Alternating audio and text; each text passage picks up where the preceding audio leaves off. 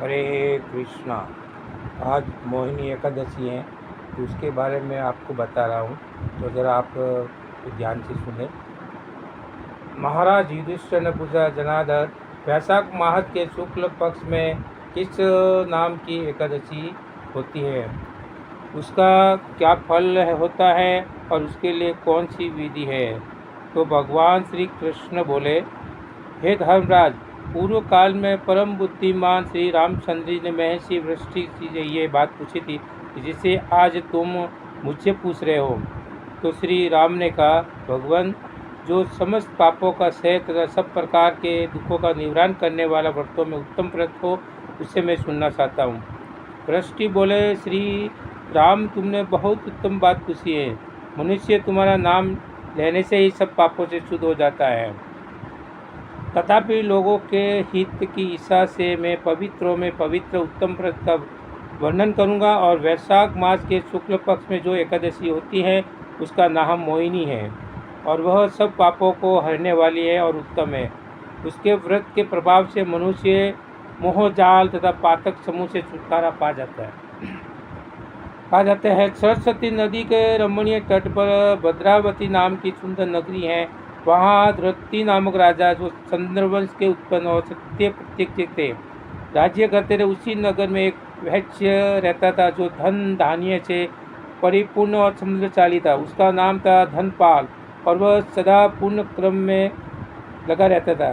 दूसरों के लिए पौचाला, प्याऊ, कुआ, मठ, बगीचा, पोखरा और घर बनाया करता था। भगवान विष्णु की भक्ति में उसका हार्दिक अनुराग था। वह सदा शांत रहता था, और उसके 5 पुत्र थे, सुमना, द्रुतिमान, मेघावी, सुक्री तथा दृष्टिवृद्धि। दृष्टिवृद्धि 5वां था। वह सदा बड़े बड़े पापों से संलग्न रहता था। जुए आदि दुर्व्यसनों में शनि बड़ी आसक्ति थी। वह वैश्याओं से मिलने के लिए लालायित रहता था, और उसकी बुद्धि न तो देवताओं के पूजन में लगती थी और न पितरों तथा ब्राह्मणों के सत्कार में।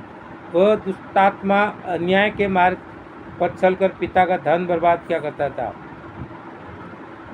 एक दिन वह वैश्या के गले में बहा डाले और चौराहे पर घूमता देखा गया। तब पिता ने उसे घर से निकाल दिया गया, और बंधु मानवों ने भी उसका परित्याग कर दिया, और अब वह दिन रात दुख और शोक में डूबा तथा कष्ट पर उठता हुआ इधर उधर भटकने लगा। एक दिन किसी पुण्य के उदय होने से वह महर्षि कौंडिन्यम के आश्रम पर जा पहुंचा। वैशाख का महीना था, और तपोधन कौंडिन्य गंगा जी के स्नान करके आए थे।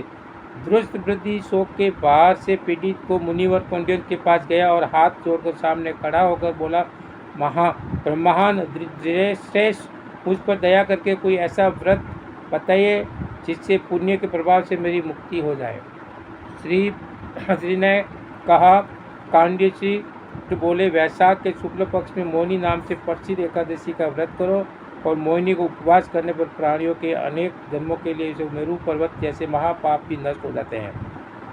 वरिष्ठी कहते हैं, श्री रामचंद्र मुनि का यह वचन सुनकर दृष्टबुद्धि का चित्त प्रसन्न हो गया, और उसे कौंडिन्य के प्रेम से विदित पूर्व मोहिनी एकादशी का व्रत किया।